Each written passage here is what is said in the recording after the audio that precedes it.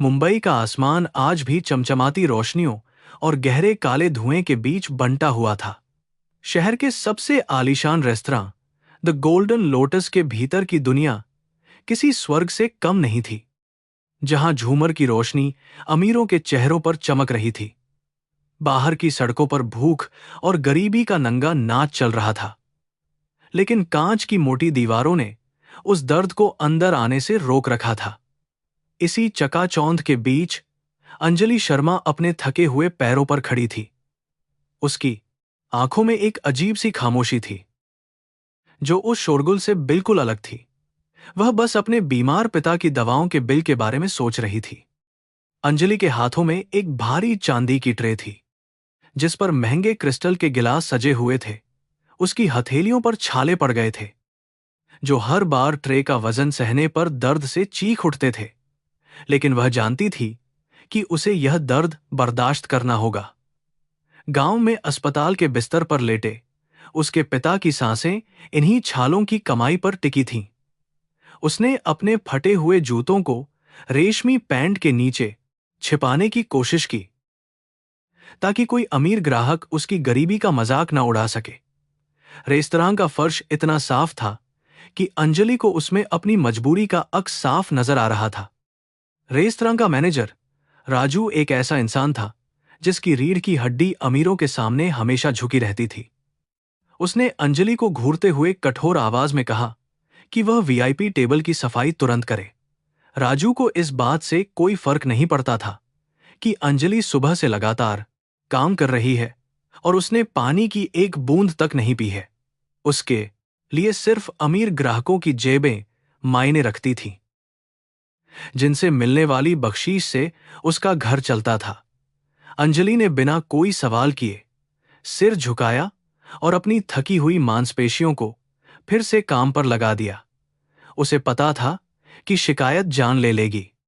तभी रेस्तरां के मुख्य दरवाजे से देवेंद्र सिंघानिया का प्रवेश हुआ, जो सिंघानिया समूह का इकलौता और घमंडी वारिस था। उसके साथ लंदन का एक बेहद प्रभावशाली विदेशी मुवक्किल भी था, जिसे वह अपनी ताकत और दौलत का प्रदर्शन करना चाहता था। देवेंद्र ने इतालवी रेशम का सूट पहना था, जिसकी कीमत से अंजलि के पूरे गांव का सालों का कर्ज चुकाया जा सकता था। उसके चेहरे पर एक ऐसी जन्मजात श्रेष्ठता का भाव था जो गरीबों को कीड़े मकोड़ों से ज्यादा कुछ नहीं समझता था। रेस्तरां के सभी कर्मचारी उसके सम्मान में ऐसे झुक गए जैसे किसी देवता का आगमन हुआ हो। उसने अपनी टेबल की ओर कदम बढ़ाया। देवेंद्र ने अपनी कुर्सी पर बैठते ही धारा प्रवाह और परिष्कृत अंग्रेजी में बातचीत शुरू कर दी। उसके हर शब्द में ऑक्सफोर्ड विश्वविद्यालय का गुरूर और पश्चिमी संस्कृति का अंधानुकरण झलक रहा था। वह विदेशी मेहमान को भारत की अर्थव्यवस्था के बारे में ऐसे बता रहा था मानो यह देश उसकी जागीर हो। अपनी बातों के दौरान उसने कई बार निचले तबके के लोगों की अज्ञानता और पिछड़ेपन का मजाक उड़ाया। देवेंद्र का मानना था कि जो लोग फर्राटेदार अंग्रेजी नहीं बोल सकते, वे समाज में किसी भी प्रकार के सम्मान के लायक नहीं हैं। उसकी यह खोखली मानसिकता उस आलीशान माहौल में और भी ज्यादा जहरीली लग रही थी।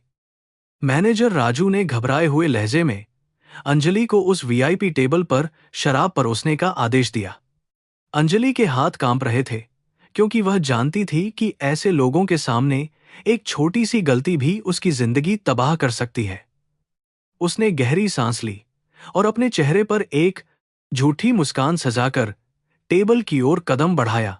देवेंद्र और उसका मेहमान एक बेहद गंभीर व्यावसायिक चर्चा में डूबे हुए थे, जिसमें करोड़ों रुपयों के सौदे की बातें हो रही थीं। अंजलि जब उनके पास पहुंची तो देवेंद्र ने उसे ऐसे नजरअंदाज किया जैसे वह कोई बेजान वस्तु हो। इस भयानक अमीर दुनिया में गरीब की पहचान नहीं होती।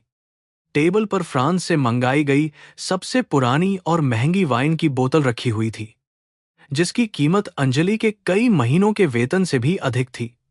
उसने बड़ी ही सावधानी से क्रिस्टल के गिलासों को भरना शुरू किया, जबकि उसका दिमाग अतीत की यादों में भटकने लगा। अंजलि के पास अंग्रेजी साहित्य में स्नातकोत्तर की डिग्री थी, जिसे उसने रातों की नींद हराम करके हासिल किया था। लेकिन आज वह वही अंग्रेजी बोलने वाले एक अभिमानी व्यक्ति के सामने सिर्फ एक नौकरानी बनकर खड़ी थी। यह नियति का कितना क्रूर मजाक था कि जिस शिक्षा ने उसे उड़ने के सपने दिखाए थे, वह आज कैद थी। विदेशी मेहमान ने रेस्तरां की सजावट की तारीफ करते हुए कुछ कहा, जिस पर देवेंद्र ने जोर से हंसते हुए जवाब दिया। उसकी हंसी में एक अजीब सी कठोरता थी, जो आसपास खड़े हर गरीब कर्मचारी के स्वाभिमान को छलनी कर रही थी। देवेंद्र ने कहा कि भारत में अगर आप पैसा फेंकें तो आप किसी भी इंसान को अपना गुलाम बना सकते हैं।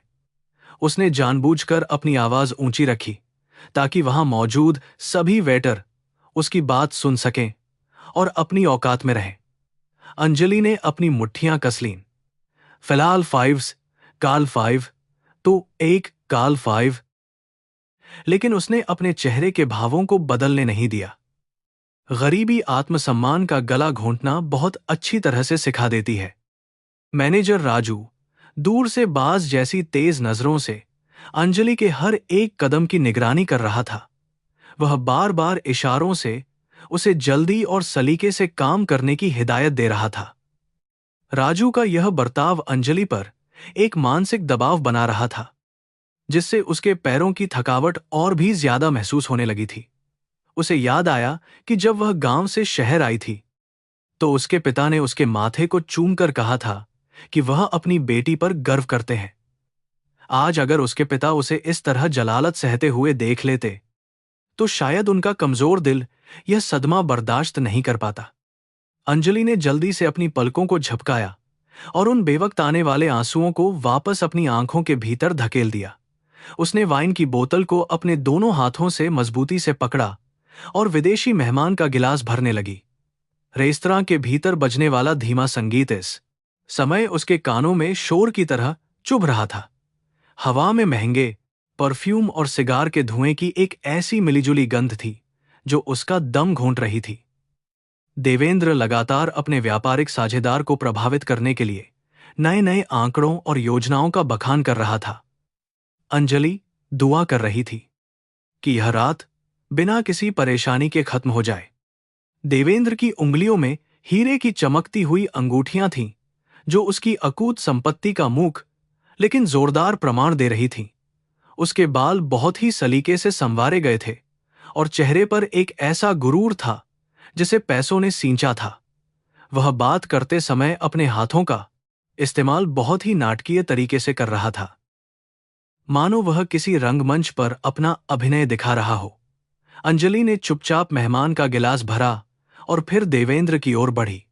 देवेंद्र की नजरें अपने फोन की स्क्रीन पर टिकी थीं और वह अपनी दुनिया में इतना मग्न था कि उसे आसपास के लोगों के होने का एहसास नहीं था। जैसे ही अंजलि ने वाइन की बोतल झुकाई, उसके दिमाग में भारत के दो अलग अलग चेहरों की तस्वीर उभरने लगी। एक तरफ यह चमचमाता हुआ शहर था जहां लोग एक रात के खाने पर लाखों रुपये बिना सोचे समझे पानी की तरह बहा देते थे।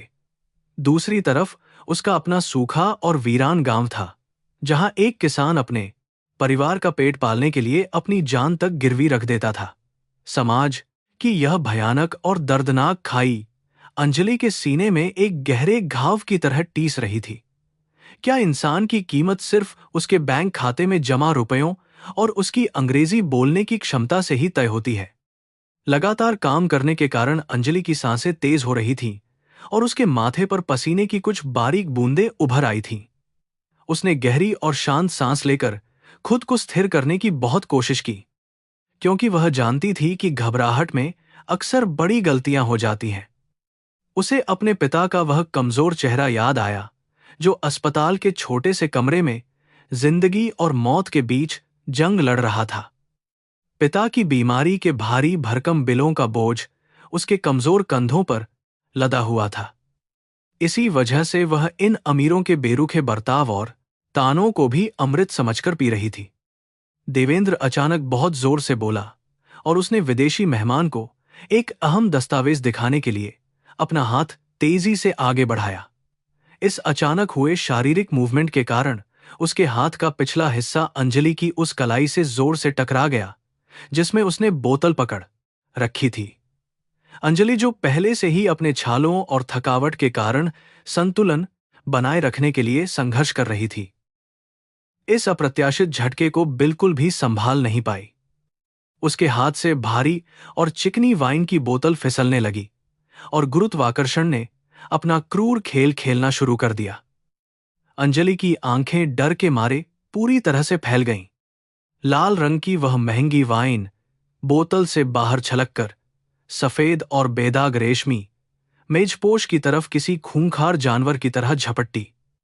अंजलि के दिल की धड़कन इतनी तेज हो गई कि उसे लगा जैसे उसका सीना फट जाएगा और उसकी सांसें वहीं अटक कर रह जाएंगी। रेस्तरां की वह खूबसूरत और शांत रात अचानक से एक भयानक दुःस्वप्न में बदलने वाली एक जिसका परिणाम बहुत ही खौफनाक हो सकता था। देवेंद्र के चेहरे पर अभी भी वह घमंडी मुस्कान तैर रही थी, जो कुछ ही पलों में एक भयंकर और विनाशकारी क्रोध में बदलने वाली थी। यह उसकी उम्मीदों के टूटने का स्पष्ट संकेत था। मेजपोश पर गिरती हुई वाइन की उन बूंदों को देखकर अंजलि की आंखों के सामने अपने पिता की दवाइयों के नुस्खे घूमने लगे। यह सिर्फ एक तरल पदार्थ नहीं था, बल्कि यह वह जहर था जो उसकी पूरी जिंदगी को एक झटके में तबाह करने की ताकत रखता था। आसपास बैठे अन्य अमीर ग्राहकों को इस बात का बिल्कुल भी अंदाजा नहीं था कि उस छोटी सी मेज पर कितना बड़ा बवंडर आकार ले रहा है। रेस्तरां की मध्यम पीली रोशनी अब अंजलि को किसी काल कोठरी के अंधेरे जैसी डरावनी और घुटन भरी लग रही थी। वह बेबस होकर उस घटना को घटित होते हुए देख रही थी, जिसे रोकना नामुमकिन था। देवेंद्र अभी भी अपने विदेशी मेहमान की तरफ देखकर मुस्कुरा रहा था। उसे इस बात का तनिक भी एहसास नहीं था कि क्या होने वाला है।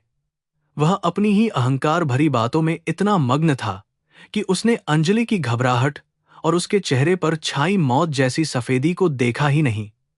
उसके महंगे जूतों की चमक और उसके कपड़ों की शानो शौकत इस बात की गवाही दे रहे थे कि वह इस दुनिया का राजा है, लेकिन वह यह भूल गया था कि राजा के दरबार में काम करने वाले छोटे से छोटे नौकर की भी किस्मत होती है।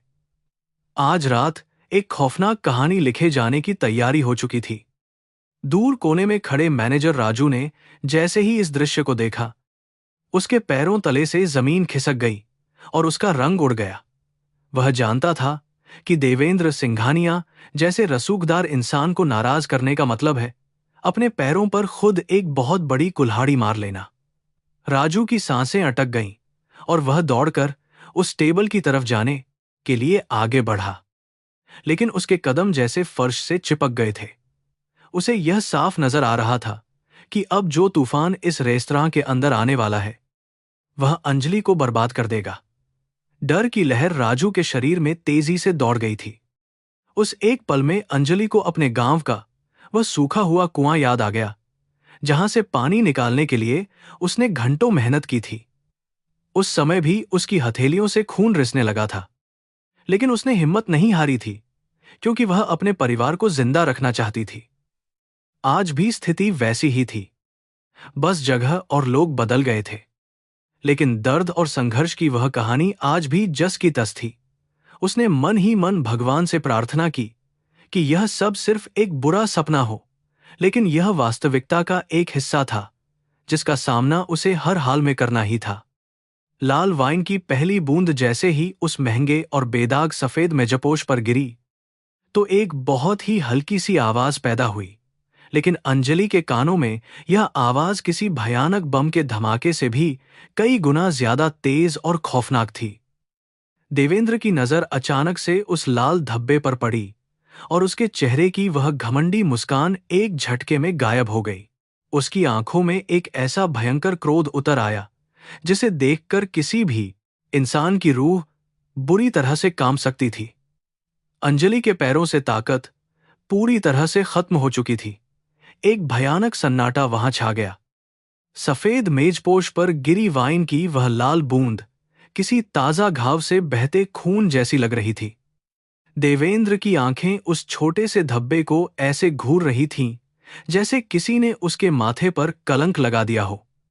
पूरे रेस्तरां का खुशनुमा माहौल अचानक एक खौफनाक सन्नाटे में बदल गया। वायलिन की मधुर धुन बजाने वाले संगीतकार की उंगलियां भी हवा में ही जम गईं। अंजलि के हाथों से वह चांदी की ट्रे बुरी तरह कांपने लगी थी। उसे ऐसा महसूस हो रहा था जैसे उसके पैरों के नीचे से किसी ने जमीन खींच ली हो। देवेंद्र की कुर्सी पीछे खिसकने की तेज आवाज ने उस खौफनाक सन्नाटे को बुरी तरह से चीर दिया। वह गुस्से से फुफकारते हुए अपनी जगह पर खड़ा हो गया। अंजलि ने तुरंत अपना सिर झुका लिया और उसकी आवाज डर के मारे कांपने लगी। उसने दोनों हाथ जोड़कर बहुत कांपने ही गिड़गिड़ाते हुए माफी मांगी और कहा कि यह सब गलती से हुआ है। लेकिन देवेंद्र के कानों तक उसकी यह करुण पुकार नहीं पहुंच रही थी। उसके भीतर का वह अमीर और घमंडी जानवर अब पूरी तरह से जाग चुका था, जो सिर्फ और सिर्फ खून मांग रहा था। देवेंद्र ने अंजलि की माफी को पूरी तरह से नजरअंदाज कर दिया और अपने विदेशी मेहमान की तरफ देखा। वह इस छोटी सी घटना को अपने रसूख पर एक बहुत बड़ा हमला मान रहा था। मेहमान के सामने अपनी झूठी शान को बचाने के लिए उसने इस स्थिति का फायदा उठाने का फैसला किया। उसने अपनी कॉलर ठीक की और एक ऐसी मुद्रा बनाई जैसे वह कोई बहुत बड़ा न्यायाधीश हो जो किसी अपराधी को सजा सुनाने वाला हो। उसकी नजरों में अंजलि अब एक इंसान नहीं, बल्कि एक मामूली कीड़ा बन चुकी थी जिसे कुचलना जरूरी था। उसने अपनी भारी और गूंजती हुई आवाज में अंग्रेजी बोलना शुरू किया। देवेंद्र ने जानबूझकर ऐसे जटिल और साहित्यिक अंग्रेजी शब्दों का इस्तेमाल किया जो आम बोलचाल की भाषा में इस्तेमाल नहीं होते। उसका मकसद अंजलि को यह जताना था कि वह कितनी नीच और अनपढ़ है। उसने मेहमान से कहा कि इस देश की सबसे बड़ी समस्या यही खंवार और जाहिल लोग हैं, जो कभी भी सभ्य समाज का हिस्सा नहीं बन सकते। देवेंद्र के हर एक शब्द में जहर भरा हुआ था, जो अंजलि की आत्मा को बुरी तरह से छलनी करने के लिए काफी था। देवेंद्र का लहजा इतना ज्यादा तीखा और अपमानजनक था कि वहां मौजूद हवा भी भारी हो गई थी। उसने अंग्रेजी में कहा कि इन निचले तबके के लोगों का दिमाग हमेशा गंदगी में ही रहता है। ये लोग चाहे कितने भी बड़े और शानदार रेस्तरां में क्यों ना आ जाएं, इनकी औकात सड़क की धूल के बराबर ही रहती है। देवेंद्र को पूरा यकीन था कि यह गरीब और अनपढ़ वेटर लड़की उसकी इस उच्च स्तरीय अंग्रेजी का एक भी शब्द नहीं समझ पा रही होगी।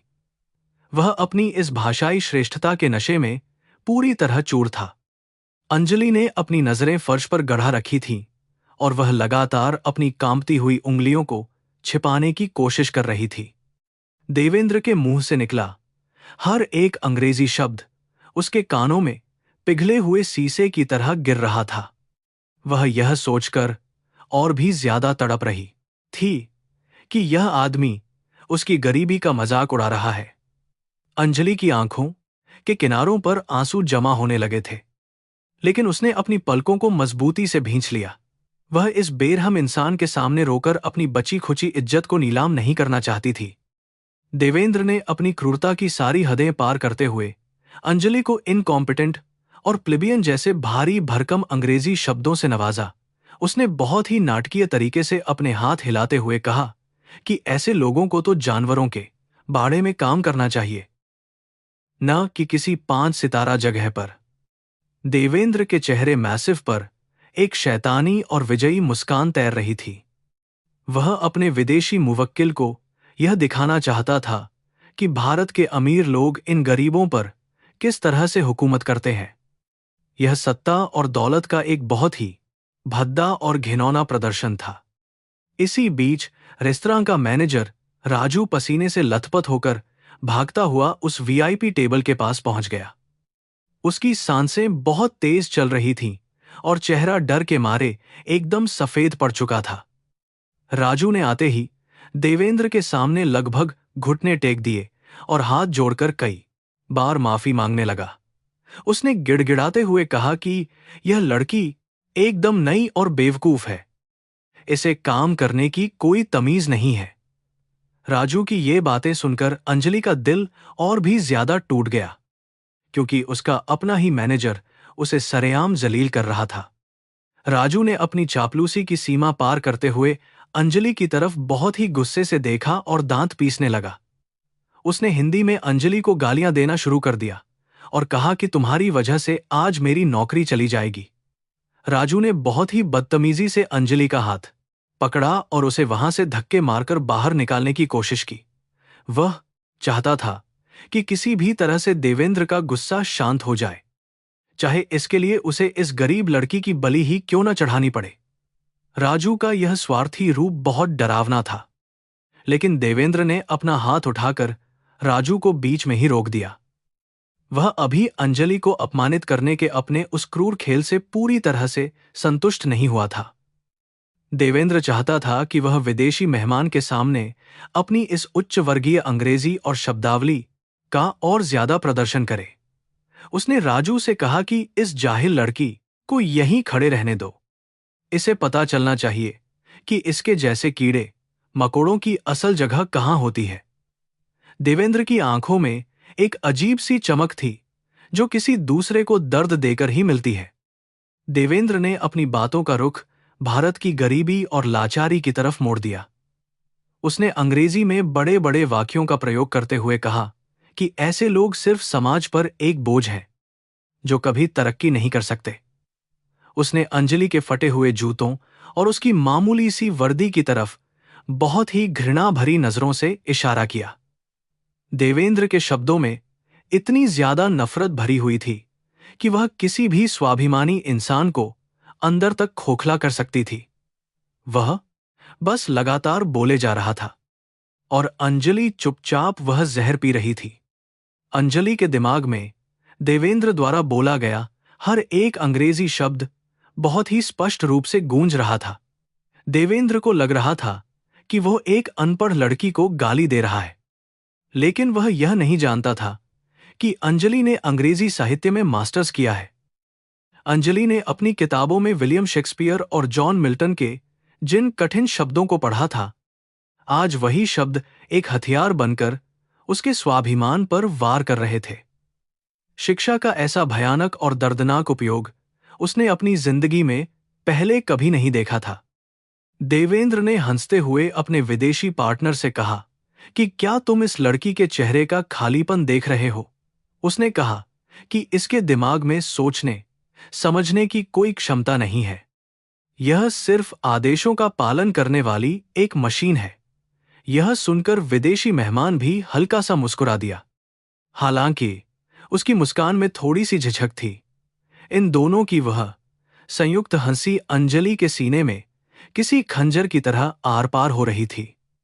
एक गरीब की बेबसी अक्सर अमीरों के लिए मनोरंजन का सबसे सस्ता और सुलभ साधन बन जाया करती है।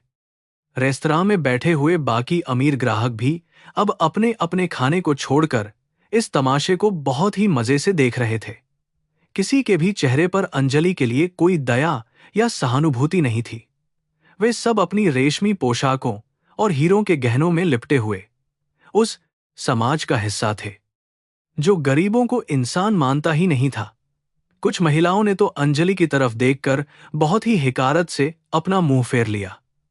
अंजलि को ऐसा लग रहा था जैसे वह भेड़ियों के एक बहुत बड़े झुंड के बीच बिल्कुल अकेली और निहत्थी खड़ी हो।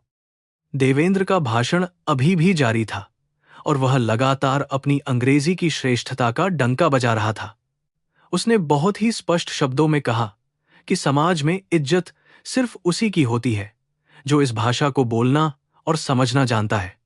उसने अंजलि की तरफ इशारा करते हुए कहा कि इनकी नियति सिर्फ और सिर्फ दूसरों की झूठी प्लेटें उठाना और गालियां सुनना है। देवेंद्र ने इंसानियत की हर एक मर्यादा को बहुत ही निर्दयता के साथ लांघ दिया था। उसकी यह बातें समाज के उस कोड को दिखा रही थीं जो कभी ठीक नहीं होता। अंजलि की वह खामोशी देवेंद्र के अहंकार को और भी ज्यादा हवा दे रही थी। वह सोच रहा था कि उसकी डांट और उसके अंग्रेजी के भारी भरकम शब्दों ने इस लड़की को पूरी तरह से डरा दिया है। उसे अपनी इस काल्पनिक जीत पर बहुत ज्यादा घमंड हो रहा था। देवेंद्र को ऐसा लग रहा था जैसे उसने किसी बहुत बड़े युद्ध को जीत लिया हो और अब वह अपनी जीत का जश्न मना रहा हो। लेकिन वह इस बात से बिल्कुल अनजान था कि शांत दिखने वाले ज्वालामुखी के अंदर ही सबसे खतरनाक लावा खौलता रहता है। अंजलि के दिल के अंदर एक बहुत ही भयानक तूफान जन्म ले चुका था। उसे अपनी गरीबी से कोई शर्म नहीं थी, लेकिन उसके चरित्र और उसकी बुद्धि पर उठाया गया यह सवाल वह बर्दाश्त नहीं कर पा रही थी। उसे अपने उस बूढ़े पिता का चेहरा याद आया, जिसने उसे पढ़ाने के लिए अपनी जिंदगी की हर एक छोटी खुशी को कुर्बान कर दिया था। पिता की उस महान तपस्या का इस तरह से सरेआम अपमान होते हुए देखकर अंजलि की आत्मा चीख उठी थी। अब उसके सब्र का बांध पूरी तरह से टूटने की कगार पर था। मैनेजर राजू अभी भी हाथ बांधे खड़ा था और देवेंद्र के चुप होने का बेसब्री से इंतजार कर रहा था।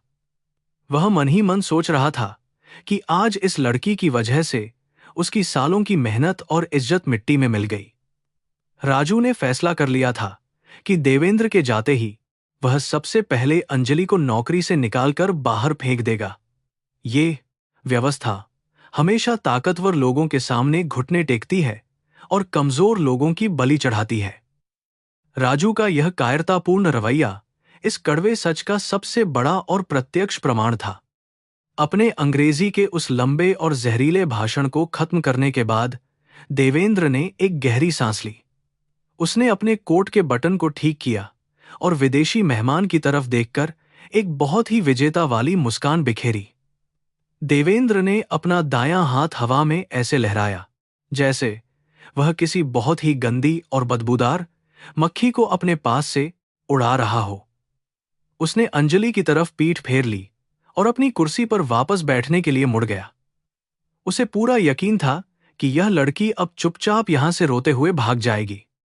वहां पर छाया हुआ वह खौफनाक सन्नाटा अब भी बरकरार था और सबकी नजरें अंजलि पर ही टिकी हुई थीं। राजू ने एक बार फिर से अंजलि की तरफ बहुत ही गुस्से से देखा और उसे वहां से तुरंत चले जाने का सख्त इशारा किया, लेकिन अंजलि अपनी जगह से 1 इंच भी नहीं हिली। उसके पैरों की वह सारी थकावट और डर अब पूरी तरह से गायब हो चुका था। उसकी कांपती हुई मुट्ठियां अब बहुत ही मजबूती के साथ कस चुकी थीं। यह वह पल था जब एक दबी हुई आवाज हमेशा के लिए आजाद होने वाली थी। अंजलि ने अपनी झुकी हुई गर्दन को आहिस्ता से ऊपर उठाया और उसकी आंखों में अब आंसुओं की जगह एक दहकता हुआ अंगार था। उसके चेहरे पर छाई हुई वह सारी बेबसी और लाचारी अब एक बहुत ही शांत और खतरनाक आत्मविश्वास में बदल चुकी थी। रेस्तरां के उस भारी सन्नाटे के बीच उसने अपने गले को साफ किया और उसकी आवाज गूंज उठी। यह आवाज किसी डरी हुई और अनपढ़ नौकरानी की नहीं थी, बल्कि एक बहुत ही शिक्षित और स्वाभिमानी महिला की थी। उसने देवेंद्र की तरफ देखते हुए बिना किसी झिझक के बोलना शुरू किया।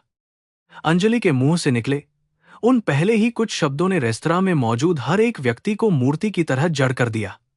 उसने बिल्कुल उसी विदेशी लहजे और फर्राटेदार अंग्रेजी में देवेंद्र को जवाब देना शुरू किया, जिस भाषा पर देवेंद्र को इतना ज्यादा गुरूर था।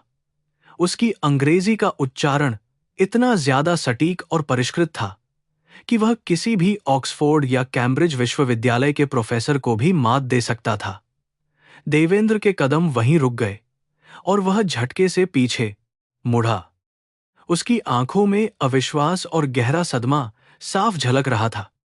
अंजलि ने अपनी बात को जारी रखते हुए बहुत ही स्पष्ट और मधुर स्वर में अंग्रेजी के कठिन शब्दों का प्रयोग किया। उसने देवेंद्र की आंखों में सीधे देखते हुए कहा कि किसी व्यक्ति के कपड़ों और उसके काम से उसकी बुद्धिमत्ता का आकलन करना सबसे बड़ी मूर्खता होती है।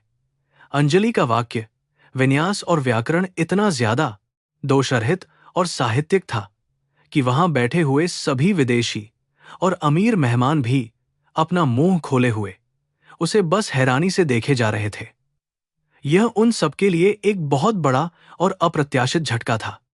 अंजलि ने अपनी बात को और भी ज्यादा वजनदार बनाने के लिए अंग्रेजी साहित्य के महान नाटककार विलियम शेक्सपियर की एक बहुत ही प्रसिद्ध पंक्ति का सटीक उद्धरण दिया। उसने अपनी बुलंद आवाज में कहा कि यह दुनिया एक रंगमंच है और हम सभी सिर्फ इसके पात्र हैं। लेकिन इसका मतलब यह बिल्कुल नहीं है कि कोई भी पात्र किसी दूसरे का सरेआम अपमान कर सकता है। उसके मुंह से शेक्सपियर की इस महान और जटिल पंक्ति को सुनकर देवेंद्र का चेहरा एकदम पीला पड़ गया। उसका वह सारा झूठा घमंड पल भर में टूट गया। मैनेजर राजू तो मानो किसी बहुत बड़े सदमे में चला गया था। उसकी सांसें जैसे उसके गले में ही कहीं अटक कर रह गई थी। जिस लड़की को वह पिछले कई महीनों से एक अनपढ़ और गंवार वेटर समझकर लगातार गालियां दे रहा था, आज वह इतनी शानदार अंग्रेजी बोल रही थी। राजू को अब अपने खुद के वजूद पर ही शक होने लगा था और उसे यह समझ नहीं आ रहा था कि वह इस नई और विकट परिस्थिति से कैसे निपटे। वह बस अपना मुंह खोले हुए अंजलि के उस रौद्र रूप को देखता ही रह गया। अंजलि ने एक कदम आगे बढ़ाया और उसकी आवाज में अब एक ऐसा दर्द और आक्रोश था जो सीधा लोगों के दिलों को चीर रहा था। उसने रविंद्रनाथ टैगोर की उन महान पंक्तियों का अंग्रेजी अनुवाद सुनाया जिसमें उन्होंने एक ऐसे स्वतंत्र भारत की कल्पना की थी जहां पर इंसान का सिर गर्व से ऊंचा हो। अंजलि ने देवेंद्र से सवाल किया कि क्या दौलत के नशे में चूर होकर किसी गरीब की मजबूरी का इस तरह से सरेआम मजाक उड़ाना ही उसके उस आधुनिक और तथाकथित सभ्य समाज की असली और सच्ची पहचान है। देवेंद्र सिंघानिया के होंठ कांपने लगे थे और उसके पास अंजलि के इस जोरदार और तार्किक हमले का कोई भी जवाब नहीं था। जिस अंग्रेजी भाषा को वह अपना सबसे बड़ा और अजेय हथियार मानता था, आज उसी भाषा ने उसको समाज के सामने पूरी तरह से नंगा कर दिया था। अंजलि ने उन सभी जटिल शब्दों का अर्थ और उनका सही संदर्भ इस तरह से समझाया कि देवेंद्र की अपनी खुद की शिक्षा और उसकी वह महंगी डिग्री भी अब एकदम खोखली और बेमानी लगने लगी थी। ये उसके लिए एक बहुत बड़ी हार थी। विदेशी मुवक्किल जो अब तक देवेंद्र की बातों पर मुस्कुरा रहा था, अब अंजलि के इस ज्ञान और उसके आत्मविश्वास से बहुत ज्यादा प्रभावित हो चुका था। उसने अपनी जगह से उठकर बहुत ही सम्मानजनक तरीके से तालियां बजानी शुरू कर दी, जिसने रेस्तरां के उस भारी सन्नाटे को एकदम से तोड़ दिया। विदेशी मेहमान को यह देखकर बहुत ज्यादा हैरानी हुई कि भारत जैसे देश में एक मामूली सी वेटर लड़की भी इतनी गहरी और साहित्यिक अंग्रेजी बोल सकती है। देवेंद्र के लिए यह तालियों की आवाज किसी जोरदार थप्पड़ से भी ज्यादा तकलीफदेह थी। अंजलि ने उस विदेशी मेहमान की तरफ देखकर एक बहुत ही सौम्य और हल्की सी मुस्कान के साथ अपना सिर झुकाया और उसे धन्यवाद कहा। फिर उसने अपनी जलती हुई नजरों को वापस देवेंद्र पर केंद्रित किया और कहा कि शिक्षा का असली उद्देश्य इंसान को एक बेहतर और दयालु व्यक्ति बनाना होता है, न कि उसे एक घमंडी और क्रूर जानवर में तब्दील करना।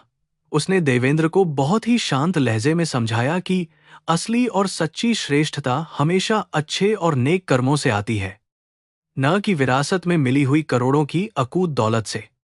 रेस्तरां में बैठे हुए बाकी अमीर ग्राहकों के सिर भी अब शर्म और आत्मग्लानि के कारण आहिस्ता आहिस्ता नीचे झुकने लगे थे।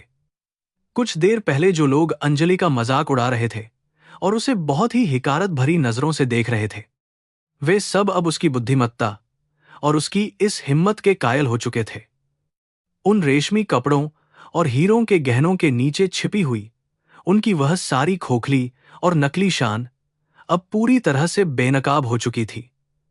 अंजलि ने अपनी एक ही चाल से वहां मौजूद सभी लोगों को सच्चाई दिखा दी थी। देवेंद्र का पूरा शरीर अब गुस्से और भयानक शर्मिंदगी के कारण बुरी तरह से कांप रहा था, लेकिन वह चाहकर भी कुछ नहीं बोल पा रहा था। उसका वह सारा राजसी और उच्च वर्गीय रुतबा उस एक मामूली सी लड़की के ज्ञान के सामने पूरी तरह से मिट्टी में मिल चुका था। उसने कभी भी अपने सबसे बुरे सपने में भी यह कल्पना नहीं की थी कि उसे इस तरह सरेआम, और वह भी एक वेटर के हाथों, इतनी बुरी तरह से जलील होना पड़ेगा। उसका अहंकार अब कांच के एक महल की तरह चकनाचूर हो चुका था। अंजलि ने अपनी बात को खत्म करते हुए बहुत ही गरिमापूर्ण तरीके से कहा कि वह एक गरीब किसान की बेटी जरूर है, लेकिन वह बिकाऊ बिल्कुल नहीं है। उसने बताया कि उसने अपनी यह अंग्रेजी किसी विदेशी विश्वविद्यालय में लाखों रुपये खर्च करके नहीं सीखी है, बल्कि अपने गांव में एक छोटी सी लालटेन की धुंधली रोशनी में रातों की नींद खराब करके हासिल की है। उसकी इस बात में इतनी ज्यादा सच्चाई और इतनी गहरी पीड़ा थी कि वहां मौजूद कई लोगों की आंखें इस दर्दनाक हकीकत को सुनकर पूरी तरह से नम हो चुकी थीं। मैनेजर राजू अब पूरी तरह से पसीने में नहा चुका था और उसे समझ नहीं आ रहा था कि वह अब अपना मुंह कहां छिपाए। जिस लड़की को वह अपनी चापलूसी की वेदी पर बलि चढ़ाने वाला था, वह लड़की तो आज पूरे समाज की नजरों में एक बहुत बड़ी नायिका बन चुकी थी। राजू को यह डर सताने लगा था कि कहीं इस सारे हंगामे की वजह से रेस्तरां का मालिक उसे ही नौकरी से बाहर न निकाल दे। यह कर्मों का ही एक भयानक फल था जो आज इस रेस्तरां के अंदर हर किसी को मिल रहा था। अंजलि ने अपनी वह चांदी की ट्रे उठाई और उसे बहुत ही जोर से उस वीआईपी टेबल पर पटक दिया, जिसकी तेज आवाज पूरे रेस्तरां में गूंज उठी। उसने देवेंद्र को बहुत सख्त चेतावनी देते हुए कहा कि वह अपनी इस दौलत और अपनी इस नकली ताकत का रौब किसी और को दिखाए, क्योंकि उसका स्वाभिमान इन सब चीजों से बहुत ऊपर है। उसने यह भी साफ कर दिया कि वह इस रेस्तरां में सिर्फ अपनी मजबूरी की वजह से काम कर रही है, न कि इन अमीर लोगों के रोज के ताने और उनकी ये भद्दी गालियां सुनने के लिए। देवेंद्र बिना कोई भी शब्द बोले और अपनी नजरें पूरी तरह से नीची किए हुए उस टेबल से उठा और तेजी से दरवाजे की तरफ बढ़ गया। उसका वह विदेशी मेहमान भी अब अंजलि को एक बहुत ही सम्मान भरी नजर से देखते हुए चुपचाप देवेंद्र के पीछे चला गया। देवेंद्र के जाते ही उस पूरे रेस्तरां में एक बहुत ही अजीब सी शांति और एक अजीब सी राहत फैल गई। यह उस रात की सबसे बड़ी घटना थी जिसने वहां मौजूद हर एक इंसान के दिमाग पर एक बहुत ही गहरा और कभी न मिटने वाला असर छोड़ा था। अंजलि अब वहीं पर चुपचाप खड़ी हुई थी और उसकी सांसें अभी भी थोड़ी तेज चल रही थीं, लेकिन उसके चेहरे पर अब एक सुकून था। उसने आज पहली बार अपनी उस लंबी और घुटन भरी चुप्पी को तोड़ा था और अपने उस मरे हुए आत्मसम्मान को फिर से जिंदा किया था। उसे इस बात की बिल्कुल भी परवाह नहीं थी कि कल सुबह उसकी इस नौकरी का क्या होगा या फिर वह अपने पिता की बीमारी का सारा खर्च कैसे उठाएगी। आज के लिए बस इतना ही काफी था कि उसने अपने उस महान पिता का सिर झुकने नहीं दिया। रेस्तरां के कई छोटे कर्मचारी और दूसरे वेटर अब आहिस्ता आहिस्ता अंजलि के पास आने लगे थे और उनकी आंखों में उसके लिए एक बहुत बड़ा सम्मान था। उनमें से किसी ने भी कभी यह हिम्मत नहीं की थी कि वह इन बड़े और रसूखदार लोगों की आंखों में आंखें डालकर उनको उनकी असली औकात दिखा सके। अंजलि आज उन सभी मजलूम और बेबस लोगों की एक बहुत ही मजबूत आवाज बन चुकी थी, जिनका रोज यहां पर शारीरिक और मानसिक शोषण किया जाता था। यह एक बहुत ही छोटी सी लेकिन एक बहुत ही ऐतिहासिक और महत्वपूर्ण क्रांति थी। कुछ ही देर में रेस्तरां का माहौल फिर से थोड़ा सामान्य होने लगा, लेकिन अब हवा में वह पहले वाला घमंड और वह जहरीली बदबू नहीं थी। अंजलि ने एक गहरी और लंबी सांस ली और अपनी वर्दी को थोड़ा सा ठीक करके अपने काम पर वापस जाने का फैसला किया। वह जानती थी कि यह जीत सिर्फ एक पल की है और उसकी जिंदगी की वह भयानक और असली जंग तो अभी बस शुरू ही हुई है। बाहर की उस अंधेरी सड़क पर उसका वह गरीब और बीमार परिवार अभी भी उसकी इस छोटी सी कमाई का इंतजार कर रहा था। अंजलि ने फर्श पर गिरे हुए वाइन के उस लाल धब्बे को साफ करने के लिए एक साफ कपड़ा उठाया और उसे रगड़ना शुरू कर दिया। यह दाग बिल्कुल उस सामाजिक कलंक की तरह था जिसे इस खोखले समाज ने उन जैसे लाखों गरीब लोगों के माथे पर हमेशा के लिए थोप दिया था। लेकिन आज अंजलि ने यह साबित कर दिया था कि कोई भी दाग इतना ज्यादा गहरा और जिद्दी नहीं होता कि उसे इंसान की सच्ची हिम्मत और उसकी असली मेहनत से न मिटाया जा सके। वह अब मानसिक रूप से पहले से कहीं ज्यादा मजबूत थी। रात के उस सन्नाटे में अंजलि के दिल के अंदर एक नई और बहुत ही मजबूत उम्मीद की किरण पूरी तरह से झांक चुकी थी। उसे यकीन हो गया था कि भगवान और कर्म का एक ऐसा अटूट चक्र होता है जो हर एक बुरे इंसान को उसके किए की सजा जरूर देता है। देवेंद्र सिंघानिया का वह टूटा हुआ और डरा हुआ चेहरा अब हमेशा के लिए अंजलि की यादों में एक बहुत बड़ी जीत के रूप में दर्ज हो चुका था। अब उसे बस आने वाले उस मुश्किल कल का सामना पूरी हिम्मत और पूरी ताकत के साथ करना था। मैनेजर राजू अब अंजलि की तरफ देखने की भी हिम्मत नहीं जुटा पा रहा था और वह चुपचाप अपने छोटे से केबिन में जाकर छिप गया था। वह जानता था कि इस लड़की के अंदर एक ऐसा जलता हुआ ज्वालामुखी है जो अगर फिर से फट गया तो वह सबको राख कर देगा। अंजलि ने अपनी शिफ्ट का बचा हुआ काम बहुत ही शांति और पूरी लगन के साथ पूरा किया और अपनी चीजों को समेटने लगी। इस एक रात ने उसकी जिंदगी के संघर्ष और उसके सोचने के पूरे तरीके को हमेशा के लिए पूरी तरह से बदल दिया था।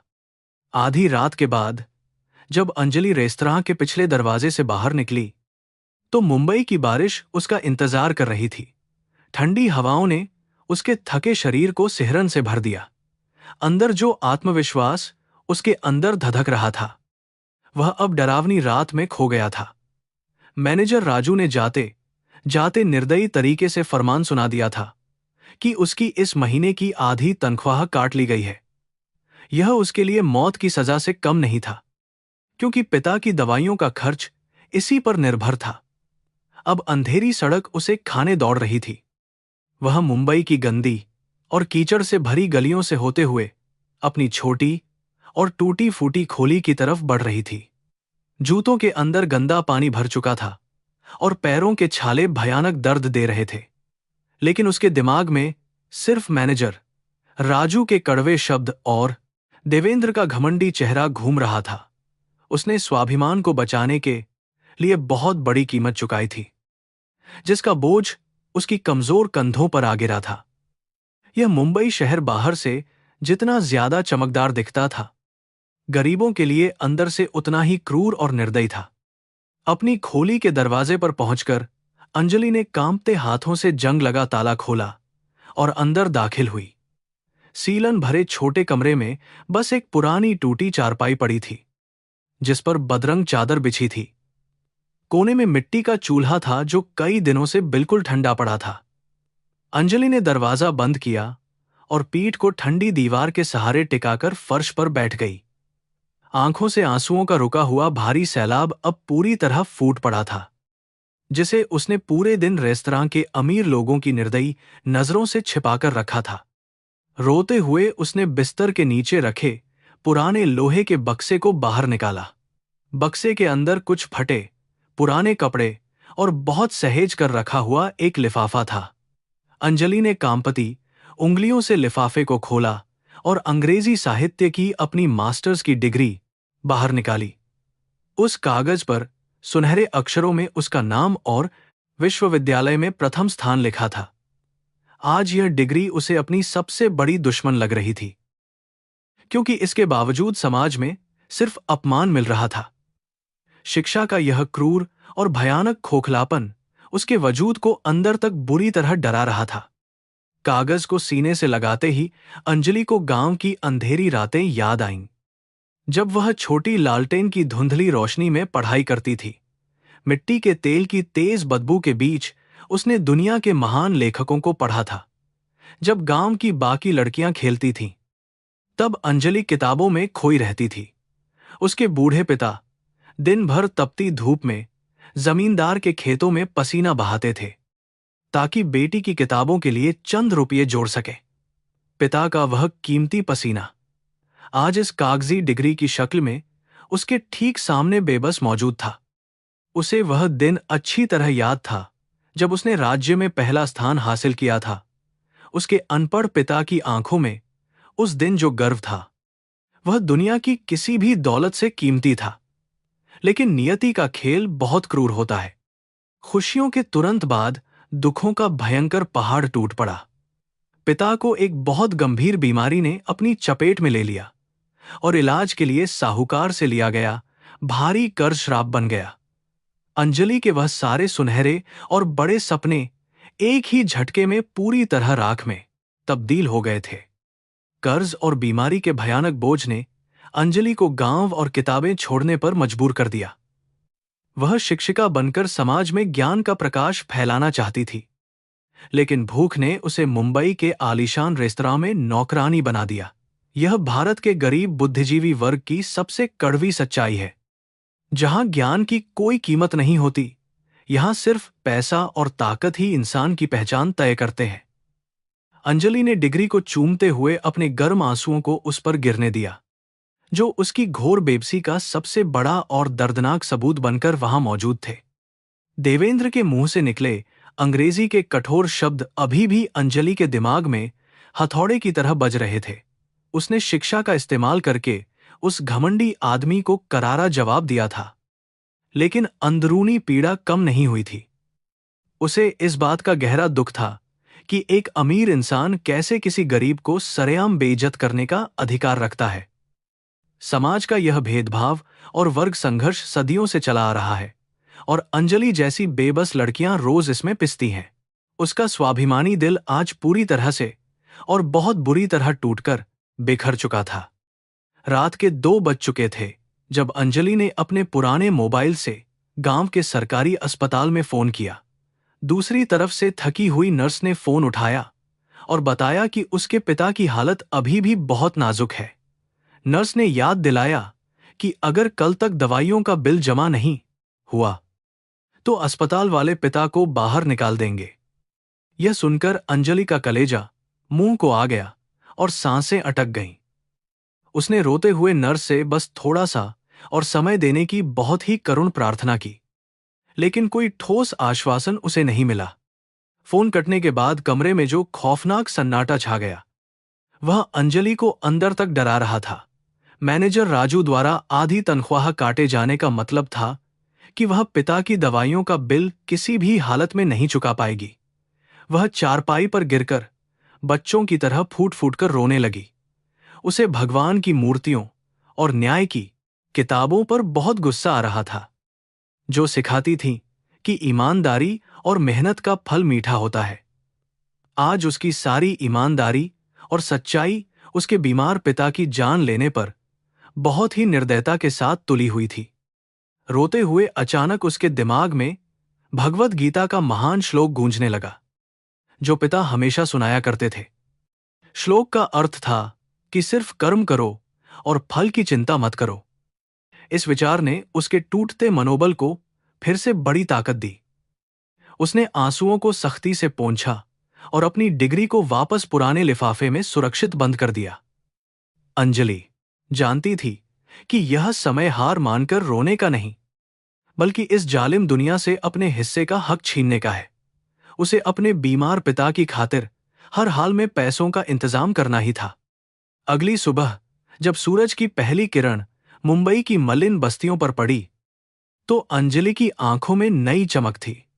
वह पूरी रात एक पल के लिए नहीं सोई थी और उसने दिमाग में आगे का रास्ता तय कर लिया था। उसने अपनी वही साधारण और पुरानी यूनिफॉर्म फिर से पहनी, क्योंकि उसे पता था कि अभी वह रेस्तरां की नौकरी नहीं छोड़ सकती। जब तक कोई बेहतर और सम्मानजनक काम नहीं मिलता, तब तक उसे यह कठिन संघर्ष जारी रखना ही होगा। उसने भगवान की तस्वीर के सामने हाथ जोड़े और मजबूती के साथ घर से बाहर निकल पड़ी। रेस्तरां पहुंचने पर सभी कर्मचारियों की नजरें अंजलि पर टिकी थीं, मानो वे किसी अजूबे को देख रहे हों। कल रात की उस ऐतिहासिक घटना के बाद हर कोई उससे दूरी बनाकर चल रहा था, क्योंकि कोई मैनेजर राजू की नजरों में बुरा नहीं बनना चाहता था। राजू ने अंजलि को आते ही बुरी तरह घूर कर देखा, लेकिन अंजलि ने नजरें बिल्कुल नहीं चुराईं। वह शांति से काम में लग गई और बिना किसी शिकायत के मेजों की सफाई शुरू कर दी। अंजलि की यह गहरी खामोशी राजू के लिए किसी तेज धार वाली तलवार से भी ज्यादा खतरनाक लग रही थी। शिफ्ट के बीच मिलने वाले छोटे ब्रेक के दौरान अंजलि अब समय बर्बाद नहीं करती थी। वह रेस्तरां के पीछे अंधेरे कोने में बैठकर अपने पुराने फोन पर अनुवाद और ट्यूशन के काम की तलाश करने लगी। उसकी अंग्रेजी की वह शानदार क्षमता ही अब उसका सबसे बड़ा हथियार थी। वह जानती थी कि मुंबई जैसे बड़े और व्यावसायिक शहर में ऐसे कई लोग हैं जिन्हें अच्छी अंग्रेजी लिखने वालों की सख्त जरूरत होती है। उसने कई ऑनलाइन पोर्टल्स पर अपनी असली पहचान छिपाकर और एक गुमनाम प्रोफाइल बनाकर काम के लिए आवेदन करना तेजी से शुरू कर दिया था। अंजलि के मन में अब अमीरों के प्रति गुस्सा नहीं था, बल्कि एक बहुत गहरी और दार्शनिक सोच विकसित हो गई थी। वह समझ गई थी कि देवेंद्र सिंघानिया जैसे लोग दरअसल बहुत ज्यादा कमजोर और खोखले होते हैं, जो पैसों के पीछे अपनी असुरक्षाओं को छिपाते हैं।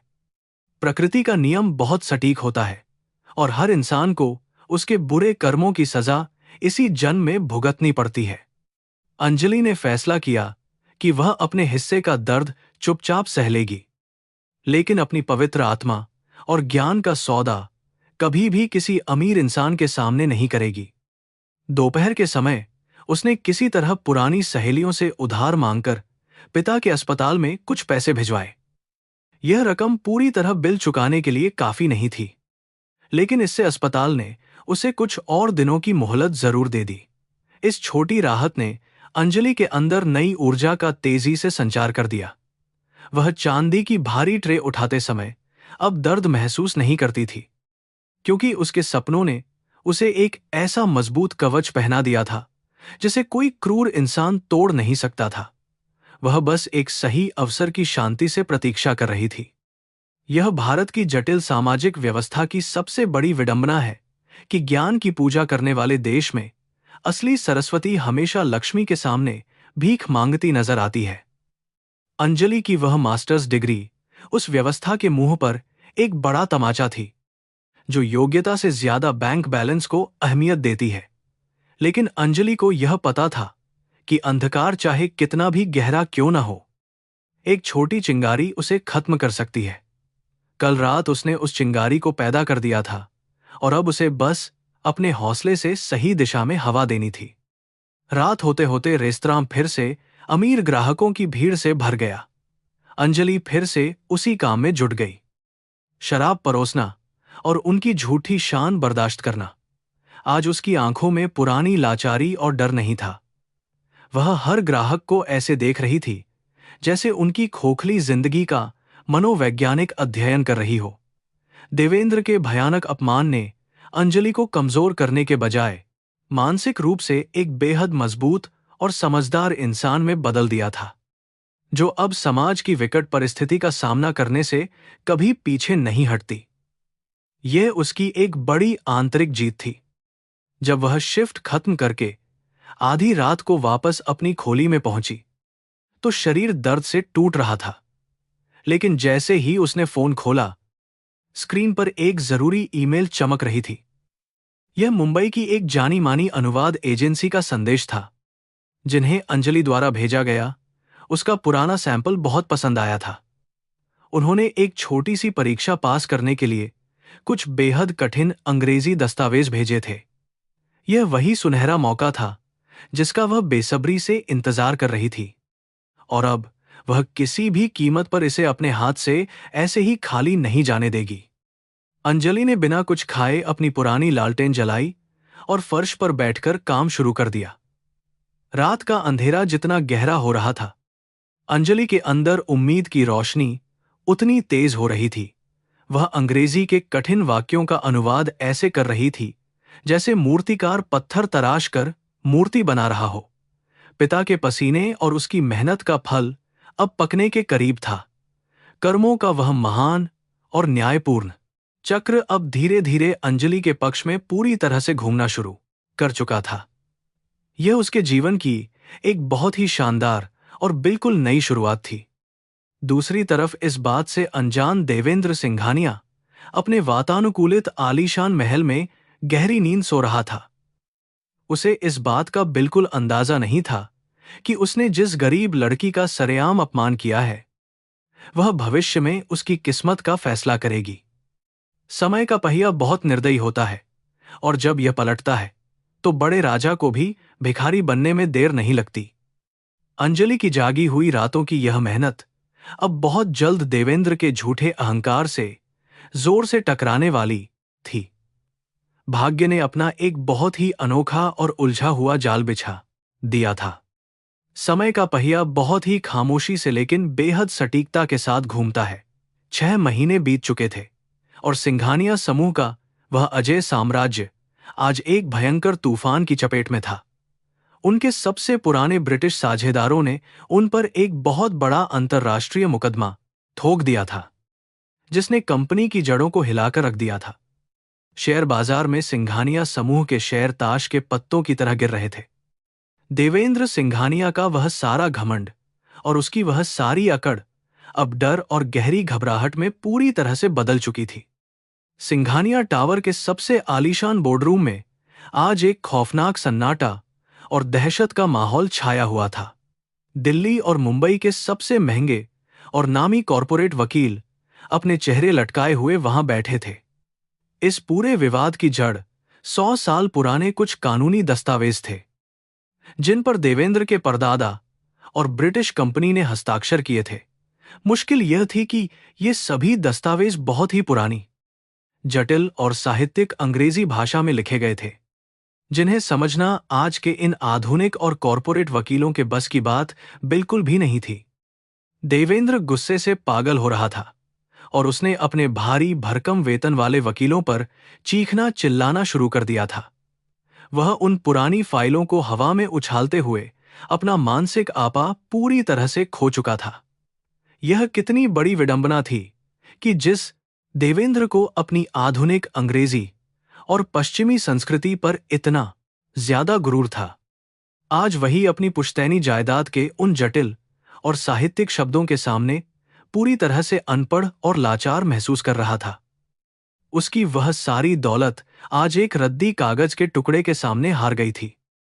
मुख्य वकील ने बहुत ही डरते हुए देवेंद्र को समझाया कि आज के आधुनिक कानूनी शब्दकोश इन दस्तावेजों को समझने में बिल्कुल बेकार है।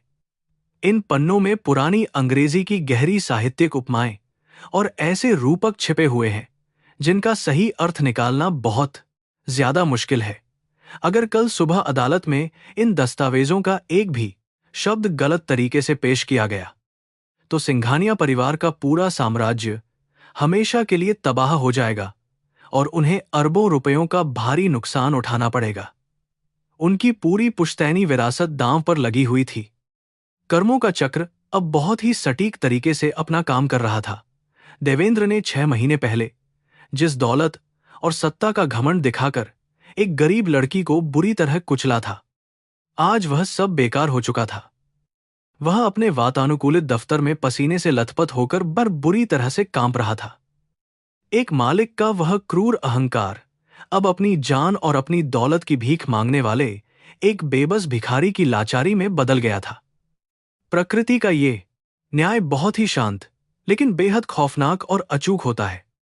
वकीलों की टीम ने अपनी हार मानते हुए देवेंद्र को एक आखिरी और बहुत ही गुप्त रास्ता सुझाया। मुंबई में एक बेहद कुलीन और गोपनीय अनुवाद एजेंसी थी, जहां एक बहुत ही शानदार लेकिन गुमनाम विशेषज्ञ काम करता था। इस विशेषज्ञ ने हाल ही में कई बड़ी कंपनियों के सबसे जटिल भाषाई मामलों को बहुत ही आसानी से सुलझाया था। मुख्य वकील ने कहा कि अगर वे आज रात किसी भी तरह से मुनहमांगी कीमत देकर इस विशेषज्ञ को काम पर रख लें, तो शायद उनके डूबते हुए साम्राज्य को इस विनाशकारी तूफान से बचाया जा सकता है। दूसरी तरफ मुंबई की उस मल्लिन बस्ती की एक छोटी और सीलन भरी खोली में अंजलि की जिंदगी में एक बहुत ही शांत लेकिन मजबूत बदलाव आ चुका था। पिछले 6 महीनों से वह उसी गुप्त अनुवाद एजेंसी के लिए एक गुमनाम विशेषज्ञ के रूप में दिन रात काम कर रही थी। उसकी असाधारण बुद्धिमत्ता और अंग्रेजी साहित्य के गहरे ज्ञान ने उसे उस एजेंसी का सबसे भरोसेमंद और बेशकीमती सितारा बना दिया था। हालांकि समाज की नजरों में वह आज भी सिर्फ एक रेस्तरां की मामूली नौकरानी ही थी, लेकिन अंदर से वह जीत रही थी। इतनी सफलता मिलने के बावजूद अंजलि ने रेस्तरां की वह अपमानजनक नौकरी अभी तक नहीं छोड़ी थी। पिता के ऑपरेशन और अस्पताल के भारी भरकम बिलों का बोझ इतना ज्यादा था कि उसे हर एक पैसे की सख्त जरूरत थी। लेकिन अब उसके पिता के स्वास्थ्य में बहुत तेजी से सुधार हो रहा था और उनके चेहरे की वह पुरानी रौनक वापस आ रही थी। अंजलि की रातों की वह कड़ी मेहनत और उसके द्वारा किए गए सभी बड़े बलिदान अब धीरे धीरे अपना मीठा और बहुत ही सुकून देने वाला फल देना शुरू कर चुके थे। रात के 12 बज चुके थे जब अंजलि के उस पुराने मोबाइल फोन की घंटी बहुत जोर से बजने लगी। फोन के दूसरी तरफ अनुवाद एजेंसी का निदेशक था, जिसकी आवाज में एक बहुत ही अजीब सी घबराहट और भयानक जल्दबाजी साफ झलक रही थी।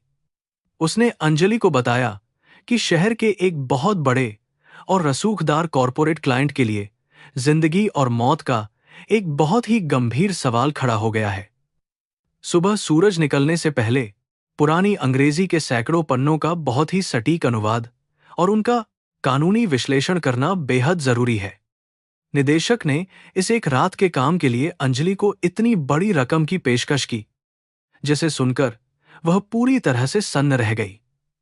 यह बिल्कुल उतनी ही रकम थी जितनी उसे अपने गांव के उस क्रूर जमींदार का आखिरी कर्ज चुकाने और अपने परिवार को हमेशा के लिए आजाद कराने के लिए चाहिए थी। बिना यह जाने कि वह रसूखदार क्लाइंट आखिर कौन है, अंजलि ने बिना किसी हिचकिचाहट के इस बहुत बड़े और लगभग नामुमकिन दिखने वाले काम को अपने हाथ में ले लिया। यह रात उसकी पूरी जिंदगी बदलने वाली थी। अंजलि ने अपने उस पुराने और धीमे लैपटॉप पर उन अत्यंत सुरक्षित फाइलों को डाउनलोड करके खोला। जैसे ही उसने दस्तावेजों की शुरुआती कुछ पंक्तियों को पढ़ा, उसके थके हुए चेहरे पर एक बहुत ही शांत और आत्मविश्वासी मुस्कान तैर गई। वह पूरी भाषा 19वीं सदी की क्लासिकल ब्रिटिश साहित्यिक शैली से भरी हुई थी। यह बिल्कुल वैसा ही जटिल साहित्य था जिसे अंजलि ने अपने गांव में लालटेन की धुंधली रोशनी में सालों तक बहुत ही गहरी लगन और सच्ची श्रद्धा के साथ पढ़ा था। ये ज्ञान अब उसका सबसे बड़ा और अजेय हथियार था। उधर सिंघानिया टावर के उस आलीशान कमरे में देवेंद्र किसी पिंजरे में कैद घायल शेर की तरह बेचैनी से चक्कर काट रहा था। दीवार पर टंगी हुई कीमती घड़ी की हर एक टिक टिक की आवाज उसके दिमाग पर किसी भारी हथौड़े की तरह वार कर रही थी। उसे अब ये 3070 नामे दान हरने भयानक और बहुत ही कड़वी सच्चाई समझ में आ रही थी कि उसकी विदेशी डिग्रियां और उसके बैंक खातों में जमा अरबों रुपये उसे वह बौद्धिक गहराई कभी नहीं दे सकते, जो आज उसके साम्राज्य को पूरी तरह से नष्ट होने से बचा सकती थी। समाज के सबसे ऊंचे और सबसे निचले तबके के बीच का वह बहुत बड़ा अंतर आज फिर से एकदम साफ दिखाई दे रहा था। एक तरफ वह अरबपति अपने महल में अपनी अकूत दौलत छिन जाने के भयंकर डर से कांपते हुए जाग रहा था, वहीं दूसरी तरफ वह गरीब लड़की अपनी छोटी सी खोली में अपने ज्ञान की ताकत से उस इंसान को बचाने के लिए जाग रही थी जिसने कभी उसे सबसे ज्यादा जलील किया था। शिक्षा और ज्ञान की असली ताकत आज दुनिया की हर दौलत से कई गुना ज्यादा बड़ी साबित हो रही थी। कर्म का यह पूरा खेल बहुत ही रहस्यमयी और बेहद दिलचस्प तरीके से आगे बढ़ रहा था। यह चक्र घमंडी लोगों के झूठे अहंकार को पूरी तरह से तोड़कर उनकी किस्मत की डोर उन लोगों के हाथों में सौंप देता है जिन्हें वे कभी पैरों तले कुचलते थे। आज देवेंद्र सिंघानिया का पूरा अस्तित्व और उसकी वह सारी दौलत सिर्फ उस अनपढ़ नौकरानी की बौद्धिक दया पर निर्भर थी, जिसका उसने 6 महीने पहले उसी आलीशान रेस्तरां में बहुत ही बेरहमी के साथ सरेआम मजाक उड़ाया था। यह एक बहुत बड़ा ईश्वरीय न्याय था। रात का वह घना अंधेरा अब और भी ज्यादा गहरा होता जा रहा था और अंजलि की उंगलियां कीबोर्ड पर किसी जादूगर की तरह तेजी से नाच रही थीं। वह उन पुरानी और जटिल उपमाओं को बहुत ही बारीकी से डिकोड कर रही थी और उन्हें अदालत के लिए एकदम सटीक कानूनी हिंदी और आधुनिक अंग्रेजी में बदल रही थी। अंजलि सिर्फ कुछ पन्नों का अनुवाद नहीं कर रही थी, बल्कि वह अपने ज्ञान से एक ऐसी मजबूत रस्सी बुन रही थी जो सिंघानिया साम्राज्य को बर्बादी की उस गहरी खाई से बाहर खींचने वाली थी। जैसे ही अंजलि ने दस्तावेजों के उस सबसे बड़े और सबसे अहम हिस्से का काम पूरा किया, उसे अपने भीतर एक बहुत ही गहरी और आध्यात्मिक शांति का एहसास हुआ। यही सच्ची और पवित्र शिक्षा की असली ताकत है, जो इंसान की जाति या उसके बैंक बैलेंस के आधार पर कोई भी भेदभाव नहीं करती है। यह ज्ञान सिर्फ उसी के दिमाग में बसता है जो इसकी सच्ची साधना करता है। अंजलि की वह सालों की तपस्या और उसकी सच्ची लगन आज एक बहुत बड़े असंभव को बहुत ही आसानी से संभव बना रही थी। मुंबई में अब धीरे धीरे सुबह होने वाली थी। देवेंद्र के परेशान वकीलों को अनुवादित दस्तावेजों का वह पहला और सबसे जरूरी हिस्सा मिल गया। वे अंजलि के काम की उस अचूक सटीकता और उस पुरानी भाषा की इतनी गहरी समझ को देखकर पूरी तरह से दंग रह गए थे। उस गुमनाम अनुवादक ने न सिर्फ उन मुश्किल शब्दों को सुलझाया था, बल्कि दस्तावेजों में छिपी हुई एक ऐसी बहुत बड़ी कानूनी खामी को भी उजागर कर दिया था, जो अदालत में सिंघानिया समूह की 100% और एक तरफा जीत की पूरी तरह से गारंटी दे रही थी। देवेंद्र ने अनुवाद किए गए उन पन्नों को अपने कांपते हुए हाथों से पढ़ा तो राहत और खुशी के मारे उसकी आंखों से आंसुओं की एक बहुत बड़ी धारा बह निकली। वह किसी भी कीमत पर उस भगवान जैसे विशेषज्ञ का असली नाम जानना चाहता था, जिसने आज उसके पूरे परिवार को सड़क पर आने से बचा लिया था। उसने जिद पकड़ ली कि वह इस महान बुद्धिमान इंसान से खुद व्यक्तिगत रूप से मिलकर उसे एक खाली चेक सौंपेगा और अपने घुटनों पर बैठकर उसका बहुत ही गहरा और सच्चा आभार व्यक्त करेगा।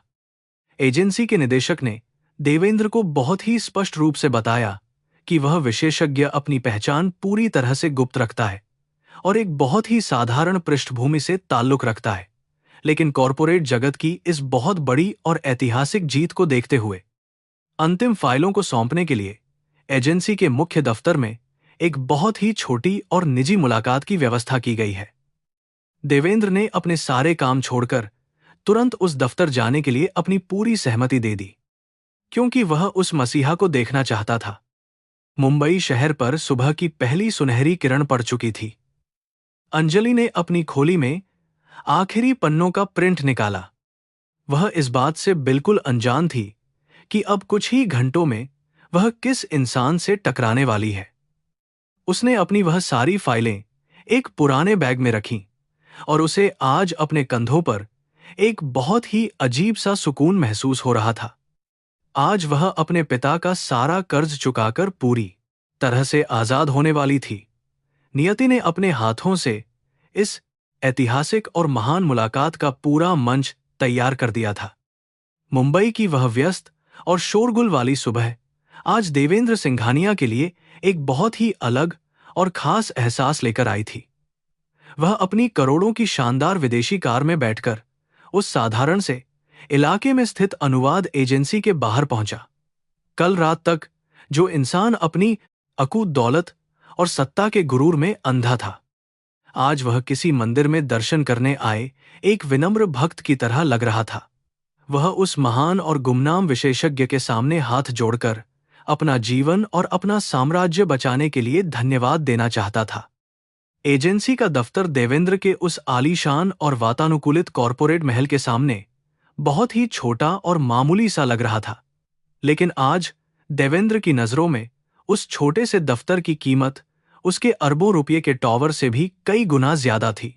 वह बहुत ही तेज कदमों से दफ्तर के अंदर दाखिल हुआ, जहां एजेंसी का निदेशक एक छोटे से कॉन्फ्रेंस रूम के बाहर उसका बेसब्री से इंतजार कर रहा था। निदेशक ने बहुत ही सम्मान के साथ दरवाजा खोला और देवेंद्र को अंदर जाने का इशारा किया, जहां विशेषज्ञ मौजूद था। कमरे के अंदर एक बहुत ही साधारण सी मेज पर फाइलों का एक बड़ा सा ढेर रखा हुआ था और उसके पीछे एक लड़की बैठी थी।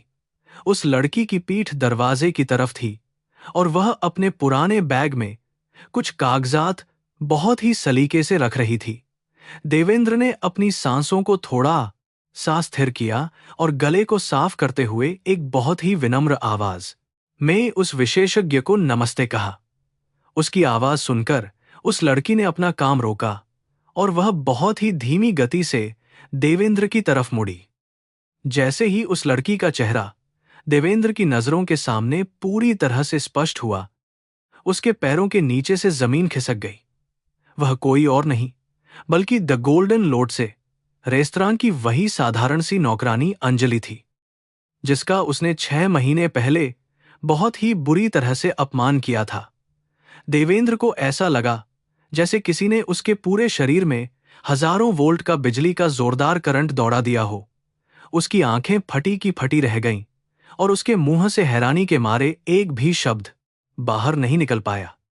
देवेंद्र का वह घमंडी और रसूखदार दिमाग इस अप्रत्याशित और खौफनाक सच्चाई को बिल्कुल भी स्वीकार नहीं कर पा रहा था। वह मन ही मन सोच रहा था कि यह कैसे मुमकिन है कि एक गरीब और अनपढ़ वेटर लड़की इतने जटिल और पुराने अंग्रेजी दस्तावेजों को सुलझा सकती है।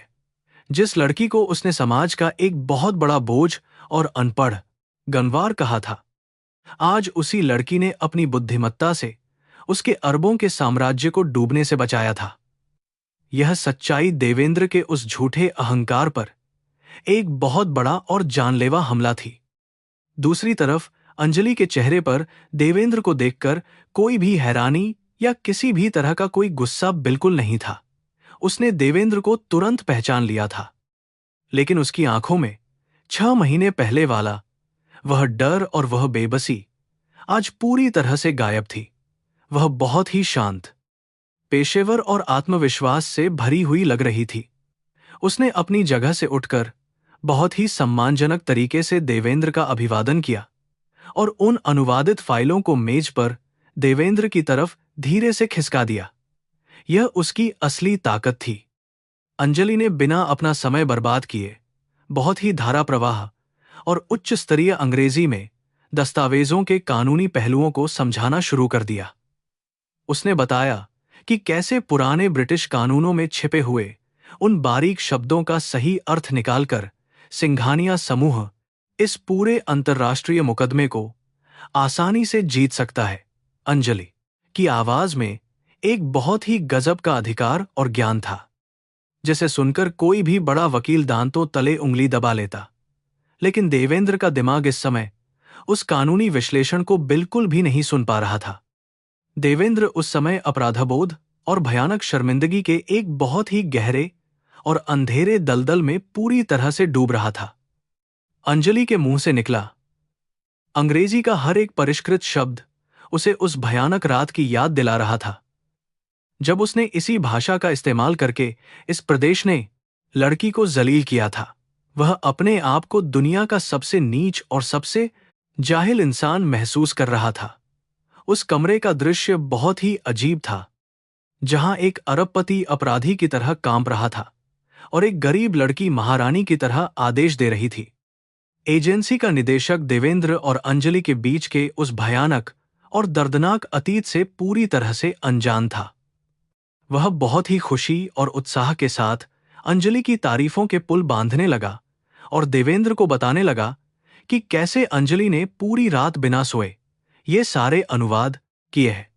निदेशक ने कहा कि अंजलि की इस असाधारण बुद्धिमत्ता के बिना आज सिंघानिया समूह का बचना बिल्कुल नामुमकिन था। यह हर एक तारीफ देवेंद्र के कानों में किसी पिघले हुए गर्म शीशे की तरह गिर रही थी और उसकी आत्मा को जला रही थी। देवेंद्र की नजरें अचानक अंजलि के उन हाथों पर पड़ीं जो इस समय उन कीमती कानूनी दस्तावेजों को बड़ी ही मजबूती से पकड़े हुए थे। उन हाथों पर आज भी चांदी की भारी ट्रे उठाने के कारण पड़े हुए वे जले के निशान और पुराने छाले बहुत ही साफ दिखाई दे रहे थे। देवेंद्र को यह देखकर बहुत ही भयानक आत्मग्लानि हुई कि इन्हीं घायल हाथों ने कल रात उसके साम्राज्य और उसकी इज्जत को डूबने से बचाया है। उसका वह सारा झूठा रुतबा और उसकी वह सारी दौलत आज इन छालों के सामने एकदम बौनी हो गई थी।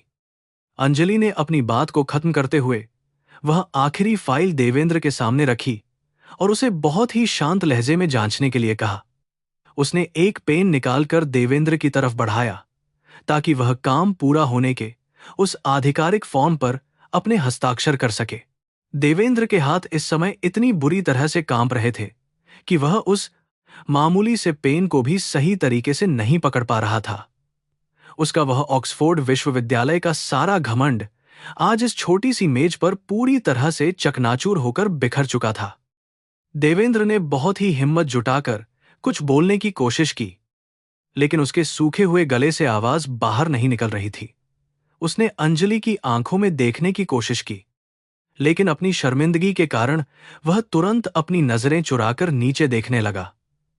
वह उस लड़की से माफी मांगना चाहता था, लेकिन उसके पास अपनी उस भयानक और घटिया हरकत को सही ठहराने के लिए कोई भी शब्द नहीं था। वह बस एक हारी हुई और टूटी हुई मूर्ति की तरह वहां खड़ा रहा, जो अपनी ही नजरों में पूरी तरह से गिर चुका था। अंजलि ने देवेंद्र की इस भयानक बेचैनी और उसके इस गहरे दर्द को बहुत ही स्पष्ट रूप से देख और महसूस कर लिया था, लेकिन उसने अपने चेहरे पर कोई भी भावना नहीं आने दी और पूरी तरह से तटस्थ रही। उसने देवेंद्र से कहा कि उसने सिर्फ अपना पेशेवर काम किया है और एजेंसी ने उसे इस काम के लिए उसकी तय की हुई कीमत पूरी तरह से चुका दी है। अंजलि ने बहुत ही साफ शब्दों में यह जता दिया कि उसे देवेंद्र के किसी भी व्यक्तिगत एहसान या उसके धन्यवाद की कोई जरूरत नहीं है। देवेंद्र के दिमाग में वह भयानक पल बहुत ही स्पष्ट रूप से गूंजने लगा जब उसने अंजलि को समाज का कीड़ा और अनपढ़ कहा था। आज उसे यह बहुत ही अच्छी तरह से समझ आ गया था कि अज्ञानता और नीचता उस गरीब लड़की में नहीं, बल्कि उसके खुद के उस अमीर दिमाग में भरी हुई थी। कर्म के उस महान और अचूक चक्र ने आज अपना पूरा और सबसे भयानक चक्कर पूरा कर लिया था। देवेंद्र को यह बहुत बड़ी सीख मिल गई थी कि असली ताकत बैंक बैलेंस में नहीं, बल्कि इंसान के दिमाग में होती है। उस पल देवेंद्र के मन में बहुत ही तीव्र इच्छा हो रही थी कि वह वहीं फर्श पर घुटनों के बल बैठ जाए और अंजलि के पैर पकड़कर फूट फूट कर रोए। वह अपनी उस बहुत बड़ी और अक्षम्य गलती के लिए इस लड़की से गिड़गिड़ाकर माफी मांगना चाहता था, लेकिन उसका वह अपराधबोध उसे ऐसा करने से रोक रहा था। उसने कांपते हुए हाथों से उस आधिकारिक फॉर्म पर किसी तरह अपने हस्ताक्षर किए और उसे अंजलि की तरफ वापस खिसका दिया। यह उसकी जिंदगी का सबसे मुश्किल और सबसे ज्यादा भारी लगने वाला हस्ताक्षर था। अंजलि ने उस फॉर्म को बहुत ही सलीके से अपने बैग में रखा और अपनी कुर्सी से उठकर दरवाजे की तरफ जाने के लिए मुड़ गई। देवेंद्र ने उसे रोकने के लिए अपना हाथ आगे बढ़ाया। वह उसे रोकना चाहता था, उसे दौलत की पेशकश करना चाहता था। वह चाहता था कि वह इस लड़की को अपने सबसे बड़े ऑफिस में एक बहुत ही ऊंचे पद पर नौकरी दे दे, ताकि वह अपने पापों का कुछ प्रायश्चित कर सके। लेकिन अंजलि के उस शांत और गंभीर व्यक्तित्व के सामने देवेंद्र की एक भी बात मुंह से नहीं निकल पाई। दरवाजे पर पहुंचने के बाद अंजलि अचानक एक पल के लिए रुकी और उसने धीरे से पीछे मुड़कर देवेंद्र की तरफ एक आखिरी बार देखा। उसकी उस एक गहरी नजर में कोई भी नफरत या बदले की कोई भावना नहीं थी, बल्कि उसमें सिर्फ और सिर्फ एक बहुत ही सच्ची और महान गरिमा थी। वह नजर देवेंद्र की आत्मा को चीरती हुई यह संदेश दे रही थी कि इंसान का आत्मसम्मान दुनिया की किसी भी दौलत से खरीदा नहीं जा सकता है। अंजलि ने बिना कुछ कहे एक बहुत ही गहरी और बड़ी बात उसे समझा दी थी। अगले ही पल कमरे का दरवाजा बहुत ही हल्की सी आवाज के साथ बंद हो गया और अंजलि वहां से हमेशा के लिए चली गई। देवेंद्र उस छोटे से कमरे में बिल्कुल अकेला खड़ा रह गया और उसकी आंखों से पश्चाताप के बहुत ही गर्म आंसू तेजी से बहने लगे।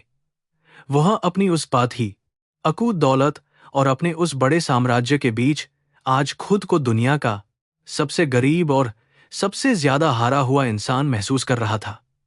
यह एक अमीर आदमी के झूठे अहंकार के पूरी तरह से टूटकर बिखरने की एक बहुत ही दर्दनाक कहानी थी। निदेशक ने देवेंद्र की इस अजीबोगरीब हालत और उसके आंसुओं को देखकर बहुत ही घबराते हुए पूछा कि क्या कोई बड़ी परेशानी हो गई है। लेकिन देवेंद्र ने अपना हाथ उठाकर उसे चुप रहने का इशारा किया और अपनी नम आंखों को एक रुमाल से पोंछ लिया। उसे अब ये समझ में आ गया था कि जिंदगी का सबसे बड़ा सबक उसे किसी बड़े और महंगे विदेशी विश्वविद्यालय ने नहीं, बल्कि मुंबई की मलिन बस्ती में रहने वाली एक गरीब लड़की ने दिया है। वह अपनी फाइलों को सीने से लगाकर बहुत भारी कदमों से वहां से बाहर निकल गया। बाहर मुंबई की सड़कों पर अब पूरी तरह से चहल पहल शुरू हो चुकी थी और सूरज की रोशनी शहर के हर एक कोने को रोशन कर रही थी। देवेंद्र जब अपनी उस महंगी कार में वापस बैठा तो उसने बाहर सड़क पर चलते हुए हर एक गरीब और मजदूर इंसान को बहुत ही सम्मान भरी नजरों से देखा। अंजलि ने सिर्फ उसके साम्राज्य को ही नहीं बचाया था, बल्कि उसने एक मरे हुए और घमंडी इंसान की आत्मा को भी फिर से जगा दिया था। यह कर्म और ज्ञान की एक बहुत ही अद्भुत और महान विजय थी। देवेंद्र अनुवाद एजेंसी से बाहर तो आ गया था, लेकिन उसकी आत्मा को शांति नहीं मिल रही थी। उसका पूरा वजूद उस भयानक अपराधबोध से जल रहा था। उसने तय किया कि वह अंजलि से व्यक्तिगत रूप से मिलकर माफी मांगेगा। बहुत मिन्नतें करके उसने निदेशक से अंजलि का पता हासिल किया। वह अपनी कार में बैठा और मुंबई के उस गरीब इलाके की तरफ चल पड़ा। उसके मन में विचारों का भारी तूफान उठ रहा था। आज उसका सारा झूठा अहंकार पूरी तरह से खत्म हो चुका था और वह सिर्फ एक पश्चाताप करने वाला साधारण इंसान था। देवेंद्र की वह करोड़ों की चमचमाती कार मुंबई की उन संकरी और कीचड़ भरी गलियों में दाखिल हुई। वहां के गरीब लोग उस बड़ी कार को बहुत ही हैरानी और अविश्वास से देख रहे थे। देवेंद्र कार से बाहर निकला और उसके महंगे इतालवी जूते उस गंदे कीचड़ में संग गए। लेकिन आज उसे इन सब चीजों की कोई भी परवाह नहीं थी। वह बस अंजलि के उस छोटे से घर को खोज रहा था। वहां की उस भयानक गरीबी और बदबू को देखकर देवेंद्र को पहली बार एहसास हुआ कि अंजलि हर दिन कितने बड़े संघर्ष से गुजरती है। गलियों में भटकने के बाद वह आखिरकार अंजलि के उस जंग लगे लोहे के दरवाजे तक पहुंच ही गया। उसने बहुत ही झिझकते हुए कांपते हाथों से दरवाजा खटखटाया। कुछ देर बाद अंजलि ने दरवाजा खोला। सामने देवेंद्र को देखकर वह थोड़ी हैरान जरूर हुई, लेकिन उसने अपनी पुरानी शांति बनाए रखी। देवेंद्र ने खुले दरवाजे से अंदर की वह भयानक गरीबी देखी।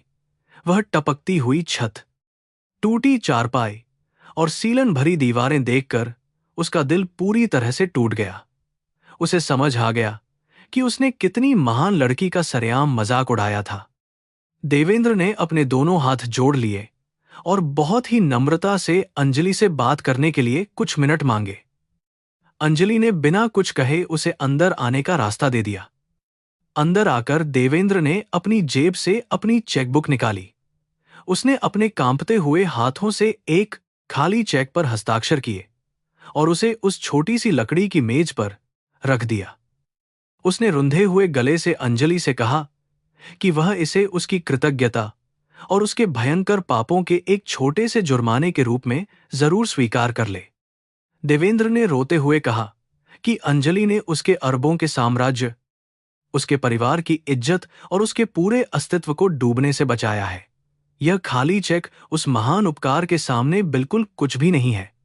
उसने बहुत ही भारी मन से यह स्वीकार किया कि वह दौलत के नशे में अंधा हो चुका एक बहुत ही भयानक और क्रूर राक्षस बन गया था। अंजलि ने अपनी बुद्धिमत्ता और अपनी अच्छाई से आज उसकी अंधी आंखों को हमेशा के लिए खोल दिया था और उसे जिंदगी की एक बहुत ही सच्ची हकीकत से रूबरू कराया था। अंजलि ने उस खाली चेक की तरफ एक नजर डाली और फिर बहुत ही शांत भाव से देवेंद्र की आंखों में देखा। उसने उस कागज को धीरे से खिसकाकर देवेंद्र की तरफ वापस कर दिया। अंजलि ने बहुत ही स्पष्ट शब्दों में बताया कि अनुवाद एजेंसी ने उसे उसके काम के लिए पूरी रकम दे दी है। यह रकम उसके पिता के इलाज और गांव के उस पुराने कर्ज को चुकाने के लिए पूरी तरह से काफी है। उसे देवेंद्र की इस अकूत दौलत में से एक भी फालतू पैसा अपने लिए बिल्कुल भी नहीं चाहिए था। अंजलि ने आगे समझाते हुए कहा कि अगर वह इस खाली चेक को रख लेगी तो इसका मतलब होगा कि वह अपनी माफी और अपने आत्मसम्मान को चंद रुपयों के लिए बेच रही है। उसका वह पवित्र ज्ञान कोई बाजार में बिकने वाला सामान नहीं है, जिसे कोई भी अमीर इंसान अपने अपराधबोध को मिटाने के लिए आसानी से खरीद सके। वह एक इंसान होने के नाते सिर्फ सच्चा सम्मान चाहती है, कोई झूठी दया या भीख नहीं। अंजलि के ये शब्द बहुत ही ज्यादा तीखे थे, लेकिन उनमें किसी भी तरह की कोई दुर्भावना नहीं थी। अंजलि की इन गहरी और सच्ची बातों को सुनकर देवेंद्र पूरी तरह से टूटकर बिखर गया।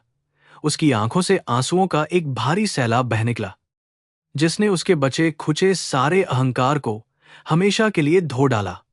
वह उस मलिन बस्ती के सीलन भरे फर्श पर अंजलि के सामने अपने घुटनों के बल बैठ गया। एक बहुत बड़ा अरबपति आज एक गरीब लड़की के सामने बच्चों की तरह फूट फूट कर रो रहा था। उसने अपने उन बरार को ताकार खी डोर डोर फूट कर डोर सभी बुरे कर्मों के लिए अंजलि से हाथ जोड़कर बहुत ही सच्ची और गहरी माफी मांगी, जो उसने 6 महीने पहले किए थे। घुटनों पर बैठे हुए देवेंद्र ने यह कबूल किया कि उसकी पूरी जिंदगी कितनी ज्यादा खोखली और नकली रही है। वह हमेशा चापलूसों से घिरा रहता था और लोगों को उनके कपड़ों और उनकी भाषा से तौलता था। उसने माना कि उसकी वह फर्राटेदार अंग्रेजी सिर्फ उसकी अज्ञानता को छिपाने का एक ढाल थी, जबकि अंजलि की अंग्रेजी उसकी सच्ची मेहनत और बुद्धिमत्ता की एक बहुत ही मजबूत तलवार थी।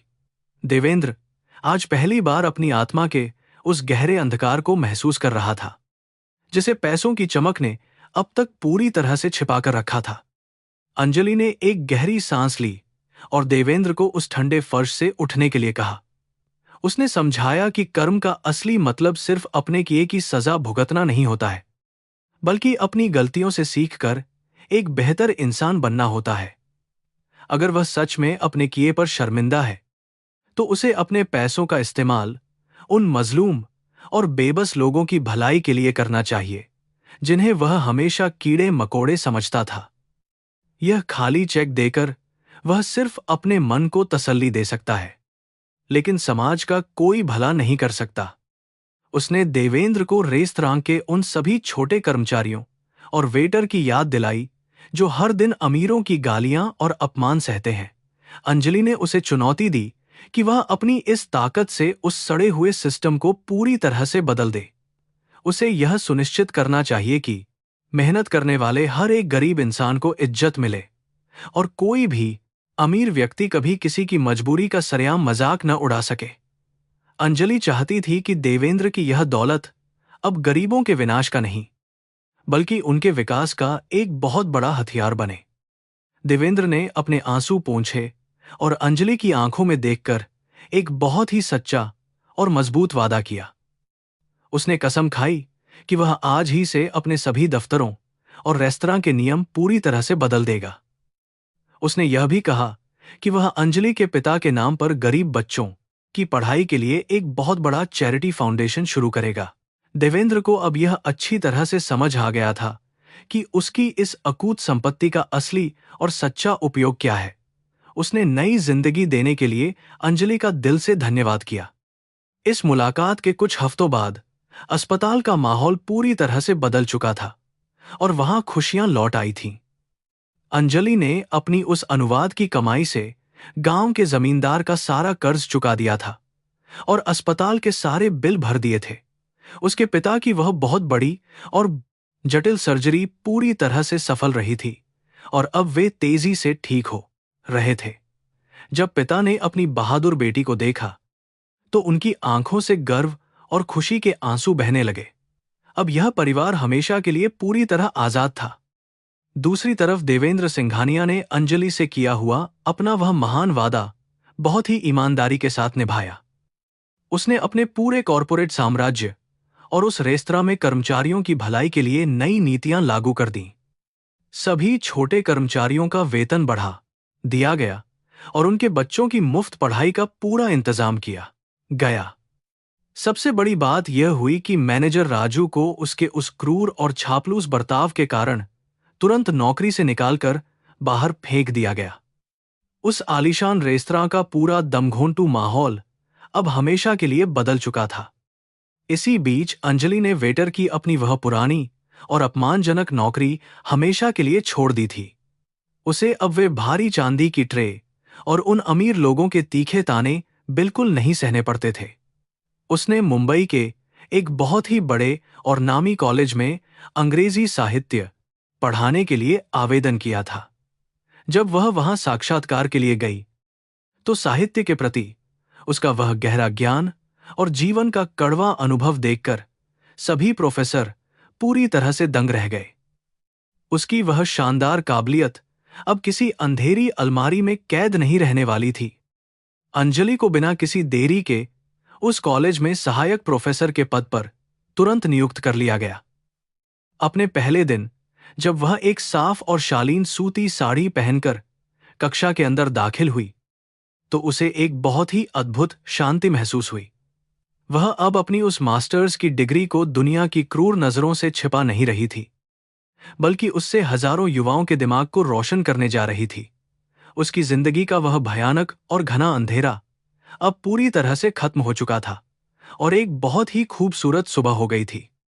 अपने नए छात्रों के सामने खड़ी होकर अंजलि ने उन्हें सिर्फ व्याकरण और शब्दों के अर्थ नहीं रटाए, बल्कि शिक्षा का असली मकसद समझाया।